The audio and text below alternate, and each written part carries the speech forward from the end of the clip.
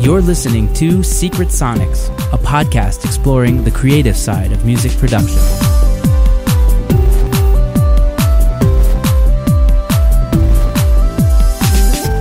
Hello and welcome back to Secret Sonics. I am your host, Ben Wallach. My guest today is Josh Bonanno. Born and raised in New Jersey, Josh has been doing music for a very long time. He started out on Audacity on his family computer, and he ended up going to SAE, learning with such legendary names as John Sickett and Ariel Barajau and Ryan West, refining his skills into a polished, modern sound that has since landed him work and placements on such national television and radio outlets as HGTV, TLC, and The Voice.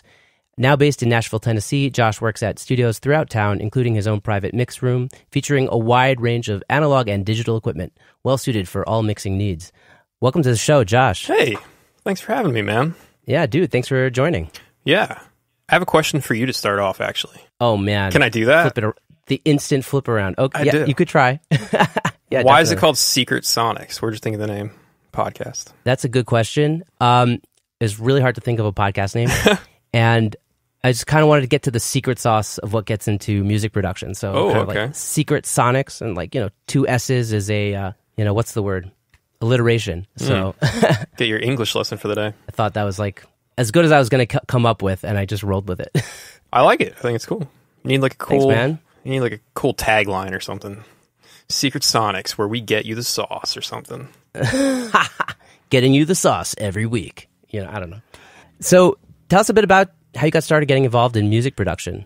Yeah, it's kind of crazy to think about. Mainly just because I don't feel like there was like a real key moment where I was made the conscious decision to, pursue music. It kind of was always just a part of me.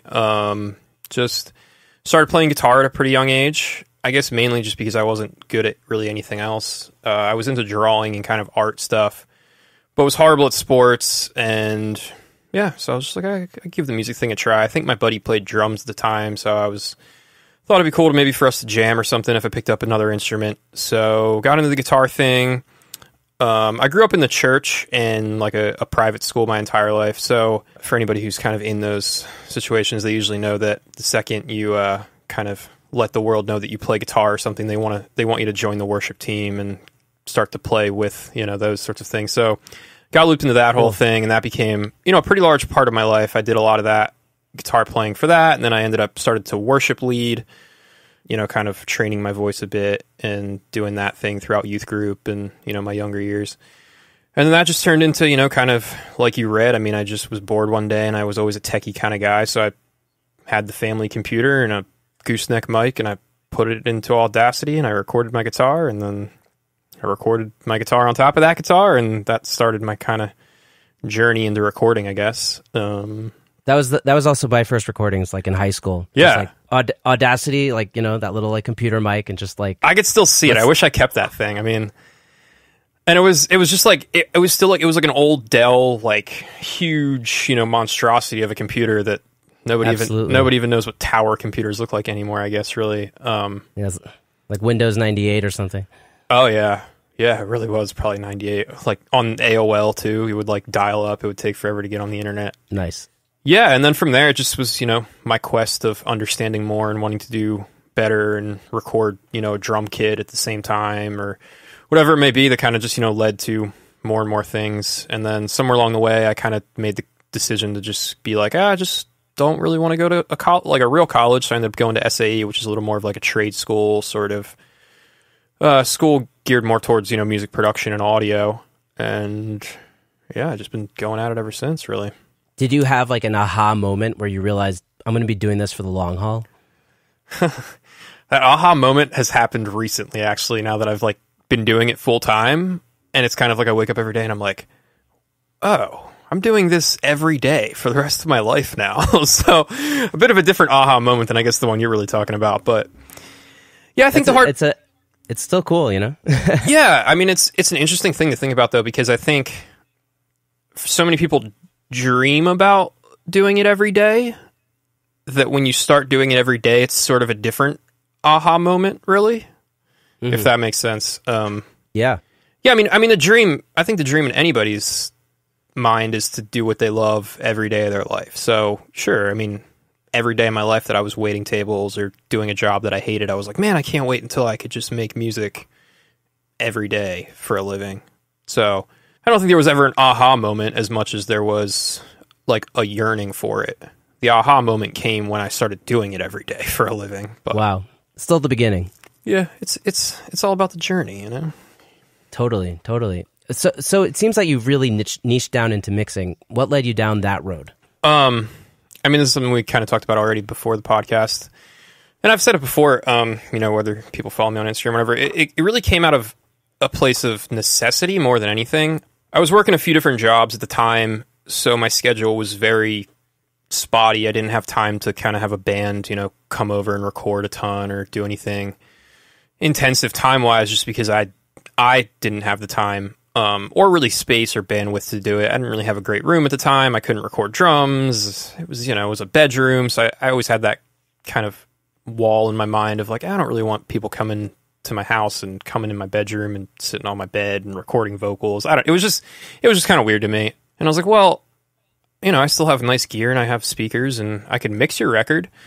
So I kind of just went down that road more out of necessity really than anything else. And then people started telling me that I was good at mixing, and I started getting more work doing it, and people referred me, and before I knew it, I was a mix engineer. Wow. Yeah, I mean, when I say it like that, it always kind of comes across as a way of almost like I don't like mixing, or I kind of was forced into it. Which I guess maybe now, you know, 5 or 6 years later, I am realizing that, you know, I do enjoy other facets of music too, and I've started to explore that, you know, in the past year or so of, you know, writing music again and recording more and producing a bit more. But I do love mixing. I mean, I really do love mixing, and it opened up my palette and kind of mind to understanding, you know, the art that is mixing and understanding why mixing is important and what role that plays in really just helping music translate overall. So amazing. Was there like a specific resource that you used at the beginning when you were getting started that like help open your eyes to like, oh, this makes sense. This is how I can do this. That's a really good question, actually. Like as far as like technicality wise, or like what would be an example of something that you maybe I don't feel know. like when I read Mixer Man's book, okay, on Zen and the Art of Mixing, I was like, oh, that's what this is all about. Like I didn't understand anything until like I felt like I was like shooting in the dark before I read that book. You know what I mean? Yeah. I mean, I've always been a big internet forum guy, so I mean, I've, you know, roamed those. But I mean, I don't know that was as much of like an eye-opening experience as me going like, oh, this is it, versus just trial and error. Kind of trial and error. I mean, I was always a big kind of reference person too. So I would always, you know, work on something and then listen to Spotify and be like, it's just not good enough. It's not like there's something different. What is different? So I was always on that quest of understanding what was that hurdle that I just couldn't get over. And then just trying everything at that point, whether it be something technical, you know, in the DAW, in the session of me like compressing differently or, you know, changing sounds out or whatever it may be, or even like physically in the room of, maybe I'm not hearing this right, or maybe let me try headphones, let me move my speakers, let me put treatment up, let me, you know what I mean? So I think maybe that was my gauge of getting better, was just constantly referencing and constantly understanding this like gaping hole between the stuff I was doing and the stuff that was making a lot of money. Yeah, like the hits. Yeah. So I got to read Mixer Man's book though. Yeah, I really loved it. Do you think it's still, is it still like a viable, valuable thing to read, you think? Like, yes, I think so, because I like a lot of his like thought processes, like, you know, of like mixing fast and like assessing later and like these kinds of like interesting. He's got a lot of interesting takes. He's an interesting guy, and he was on the show, which was pretty crazy for me. Oh, really? Nice, man. I have to listen to that episode. Yeah. I'm not going to be that nerdy and pull it up now. I don't remember which episode it was. That's cool. Yeah, I haven't read a ton of books on mixing. I really want to read the one Mix With Your Mind. Have you seen that one? I've heard great things. It's like an Australian book, right? It's like, and it costs like $70 or something. Yeah, it's like $100 and some bucks, I think. And I'm too cheap to pay $100 for a book, but yeah, it's supposed to be really good. I'll admit the same thing. Yeah. Okay, if we could do like a book share, we could split it and then like ship it to each other. I would totally do that. I mean, the shipping would probably cost just as much from just buying the book, but I think that's why it costs. I think that's why it costs like $70 though, because it's coming from Australia. But my folks are in Brooklyn, and they could probably bring it over here at some point. So we could do something like that. Maybe we'll talk about it. All right, cool. So are you still referencing a ton? Is that still a big part of your workflow? Yeah. I mean, I still love to reference. I feel like it gets me in trouble sometimes just because I do reference so much. And at the end of the day, I mean, that's some song that I'm getting from somebody, who produced it in a room, who's not Max Martin, in a room that's not, as nice as the rooms he's working in and whatever. It's just always going to be different. So, I mean, you're always kind of comparing oranges and apples. So it's kind of hard to really use a reference as like the answer button, essentially. But I do love referencing just more so for perspective and understanding and kind of, I don't know, just kind of understanding shapes and things and then using that as a tool to go back to my mix and go, oh, okay, maybe they're different shapes, but I see how they're interacting in the same way or whatever it may be. Yeah, so. Interesting. What you said about like how most like, for people on the ground working on like, more DIY records and stuff, like I feel like a lot of people's like perception of their ability to do something is like often like blurred by, how good people can actually do stuff with productions in, bedroom, like bedroom studios and stuff, things that aren't sound treated and whatever. On the other hand, those things are winning Grammys now, so. Yeah, I mean, we are in a very interesting time with that sort of dynamic currently.